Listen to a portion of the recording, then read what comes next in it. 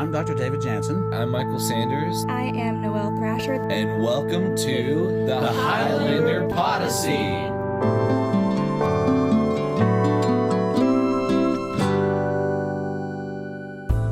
Hello, thank you so much for joining us on The Podyssey, podcast by Gordon State students. I'm your podcast host, Michael Sanders.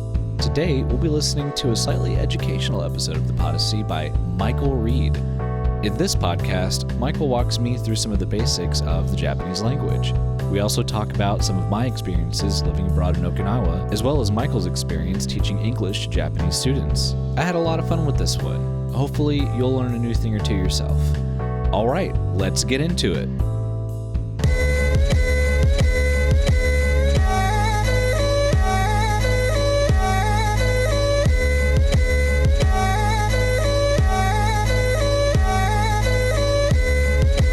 All right, welcome to the podcast, guys. I'm pretty caffeinated today, so Same.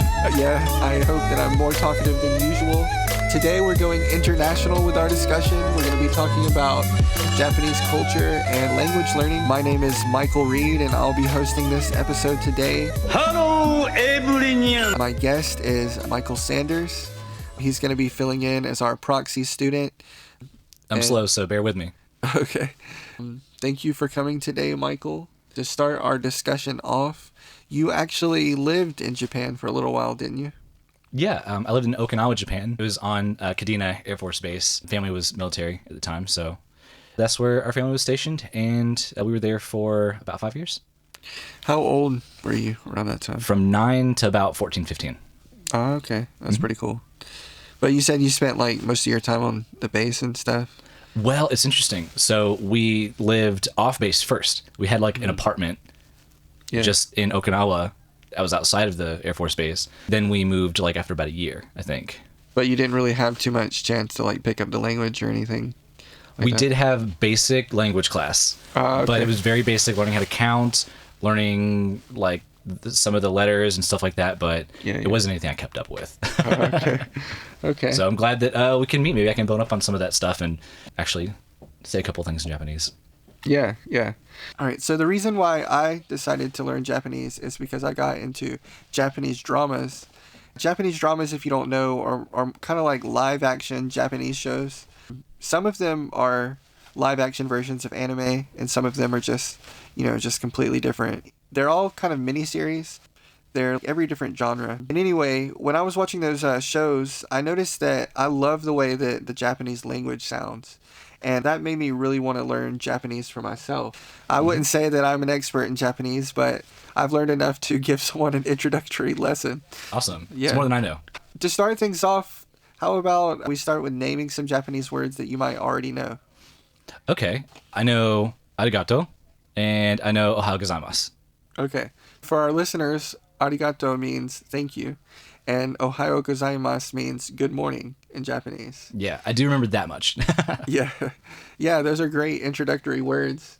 When you're learning a language, the very first step is to be able to recognize that language when you hear it, and to be able to distinguish that language from other languages. Okay. And one of the things that I've noticed about Japanese is that most of the words have a pattern of consonant, vowel, consonant, vowel. Take the word Suzuki, for instance. Most people know that Suzuki is a car company. They make keyboard or pianos, and they make dirt bikes, which is kind of ironic and strange. But anyway, the word Suzuki, it's SU, which is consonant, vowel, ZU, consonant, vowel, KI, consonant, vowel. So it's organized in those two-letter pairs, consonant vowel pairs. Right, a lot of the time. Yeah, exactly. So it gives Japanese a really easy and distinct rhythm to like kind of recognize and follow.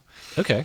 And it's honestly kind of like a samurai rhythm you can think of, kind of like a sword slashing one direction and then a sword slashing the next direction.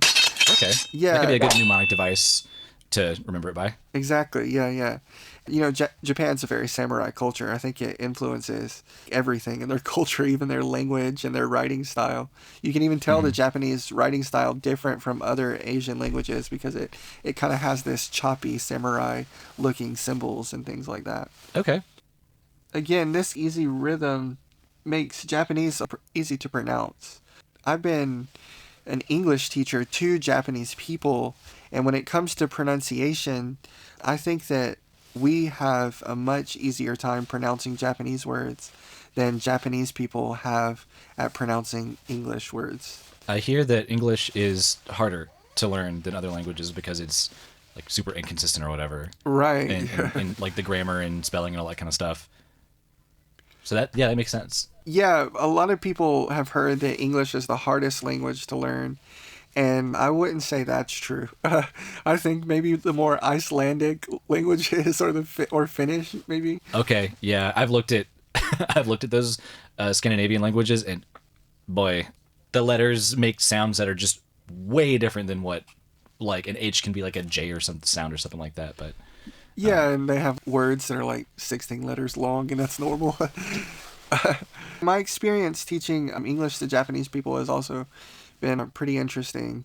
so what was that like? First of all, I've been doing it over the internet, and that's been really interesting. I've had the opportunity to meet a lot of really cool people, a lot of interesting students, all ages. A lot of my students have surprisingly been elderly. I didn't expect 70-year-olds to want to learn a language so late in life.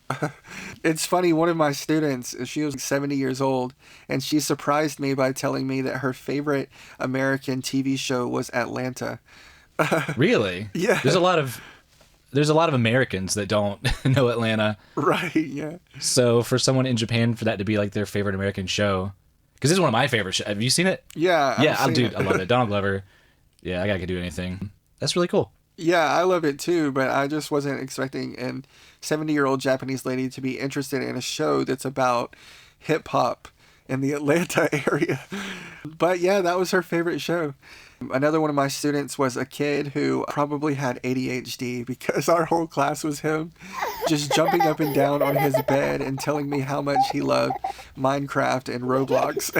That's awesome. Yeah. And his English was really good. I guess his parents are doing a really great job when it comes to getting him started early on language learning.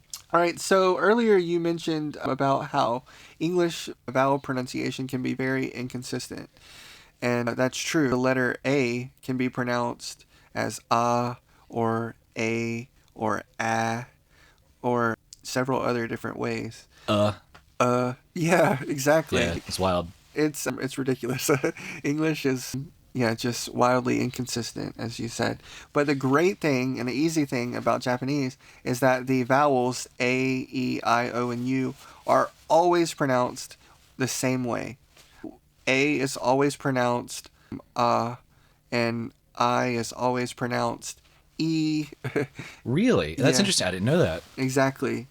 E is always pronounced E, and O is always pronounced O, and U is always pronounced U. So again, with the word Suzuki, we have the vowels U and I, and it's Su, Zu, Ki. Suzuki. Right, yeah. And you mentioned earlier arigato. So ari, that's the I, ga, which is and to, o is o. And the O isn't like O, it's like O. Oh, yeah. O. Yeah, exactly. Okay. Learning those first few vowel pronunciations is foundational to pronouncing any Japanese word. And like I said, it's pretty simple. From here on out, when you go to learn any new Japanese word, you can always know that they're going to be pronounced like that. I thought I had the basics down, but okay, cool. Yeah, so hopefully this is solidifying the basics. Definitely is. Speaking of Suzuki again, it being a car company anyway, my Japanese friend actually came from Japan and visited me, and I showed him around Griffin and Barnesville, and I got to use the Japanese that I've learned, especially when I was giving him directions as he was driving around Griffin and Barnesville. Yeah, so what was that like? He actually loved Griffin and Barnesville. He's been to LA, New York, Boston, Chicago, but he said his favorite place in America was Griffin, Georgia. Really? Yeah. I mean, to a degree, I kind of get it. Because if you like a rural-ish area, but you want just enough city that it has like a downtown with some cool places. Right. That is kind of Griffin. Like it's got a cool downtown. It's got specific stuff that's cool about it. You know, that you can't get really other places. Like it's got Safe House, it's got Bank Street. Those are pretty like, you know, cool places that there's not an immediate like perfect analog somewhere else. And if you go somewhere like that in Atlanta, it's like super expensive. Yeah, you know, Griffin and Barnesville's got the hometown feel, and in Japan where he lives, which is like a small rural area, so he likes rural hometown atmosphere. That makes sense because it's not all of Japan isn't Tokyo. Exactly. Yeah. It's not all Tokyo. They have rural areas. Right. Yeah. Exactly. He loved our rural area. I showed him all of the cows and the horses and the goats. I mean, we took him to High Falls. He loved that area too. And you got to actually like use your Japanese with a native speaker. Yeah. I told him Migi, which means right, and Hidari, which means left. Okay. And Masugu, which means straight. And for our listeners, maybe you can be jotting these words down. Okay, what was right again? Right is Migi. Mi-gi. Right. Am I pronouncing that right? Mi-gi. Yeah, perfect. Okay. So we're already using our pronunciation lesson. I'm trying. I'm doing my best. It left. Hidari. Hidari. The end of that word is R-I. The only thing that I think is difficult about Japanese pronunciation is the R. It kind of has like an R and L mixing. So it's not L. Yeah. It's not It's Re. Yeah. Re. Yeah. So Hidari. Why do I feel like I'm engaging in some kind of stereotype? Right? Exactly. I do feel weird say re when I do that, I feel like I'm doing like a stereotypical like a bad impersonation of a Japanese like, you know, English second language speaker, but that is literally. Yes, and that's the whole issue. If you've watched A Christmas Story and you see the scene at the end of the movie where they go to the Chinese restaurant and the people are singing, they're trying to sing fa la la la la, but they say fa ra ra ra ra. Yeah. Yeah, and it's a bad stereotype. But Asian people, they really do have that R and L mixing of a sound. Okay. Yeah, and so my experience as an English teacher to Japanese people, most of my students struggle with that when they're pronouncing words that have R or L sounds in them. Yeah. So I guess maybe in A Christmas Story, that was like kind of in bad faith, and that was like maybe probably like pretty problematic, but at the same time, the R word sound, that is an actual thing. And that is like one of those things that's different about American language and pronunciations in Japanese. Right, yeah. So, I mean, it is pretty true. And when it comes to us pronouncing Japanese words, you know, it takes a little bit of practice to get that sound down. So, if we want to practice again the word left, hidari. So it's almost like a D because you're saying it fast. Hidari. Yeah, if that's the way you want to think about it. And how would someone actually say it? Like if they were saying it to somebody, because I'm saying it slow, because I'm learning it. But hidari. Right, hidari. Hidari. Okay. Yeah, and so I guess the easiest way to learn pronunciation like that is just to mimic. You know, just to mimic at first. Okay, that makes sense. Yeah, when my Japanese friend is teaching me Japanese, the easiest way is just to mimic, because I think we're so good at mimicry when it comes to language learning. If you think about it, you can almost trip yourself up, but if you just try to mimic, you naturally move your mouth and throat to do the thing that you want it to do. That makes a lot of sense, because if I try to like break it down too much, I stop trying to do what my like. Yeah, we have this, I guess, mirror neurons or whatever. Like we should just let our minds kind of do the work on its own instead of trying to like break it down so much. Right, exactly. That makes sense. Yeah. For the last part of our lesson, I want you to imagine that you're in Japan and you need to know the most essential words to survive in a country that does not understand English. Okay. Oh, and now we have to get to the part where I have to intelligently decide which words I should know. Yeah. So I would need to know my directions, I guess. Where's the bathroom and my numbers. Right, okay. We went over directions. Let's talk about the bathroom situation. Okay. Okay, this is a good segue. So the word toilet is kind of like the Japanese way of saying toilet, and it has this complicated R sound. It's toire. Toire. Toire. Yeah, so it's spelled Toirei, maybe? Yeah, EI. Toire. Toire. Exactly. Okay. So toire. So Toire. you say toire. So would that be the equivalent of me walking up to somebody and being like, toilet?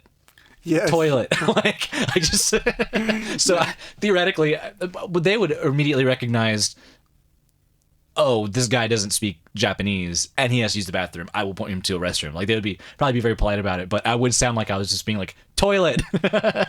Yeah, exactly. Unfortunately, we don't have enough time to get into whole sentences. Yeah. Okay, if you want to write this down, toire wa doko desu ka? That would be, where is the toilet? Toire wa Doko doko desu ka? desu ka? Yeah. Toire wa doko desu ka? Yeah, exactly. Okay. So toire is toilet. Wa is a marker word that says this word is the subject of the sentence. Doko means where. Des is basically the word is. And ka is a particle that makes a sentence a question. Okay, well, that's some grammar. That all just went right over my head. お前はもう死んでいる。何? I guess maybe if there's a round 2 to this at some point, maybe we can get into that. But I think that is our time. Is there anything else that you would want to leave the listeners with? Some nuggets of wisdom for the prospective new student of Japanese? My tips for learning Japanese or for free, and this could work for other languages, and I've pretty much learned it for free myself. First of all, learn the most essential 1,000 to 6,000 words. You can learn one word a day, make it easy.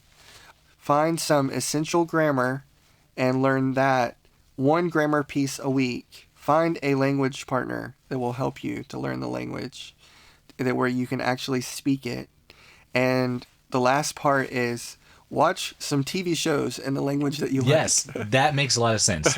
Start watching subs, not dubs. Yes, exactly. While you're doing it. Well, okay, I feel ready for whenever I want to start picking up Japanese. Thank you so much for educating me on this stuff. There's a lot that I thought that I knew, and the fundamentals that I didn't know. So Yeah, and thank you guys for listening. Hope you enjoyed it, and see you next time. Bye.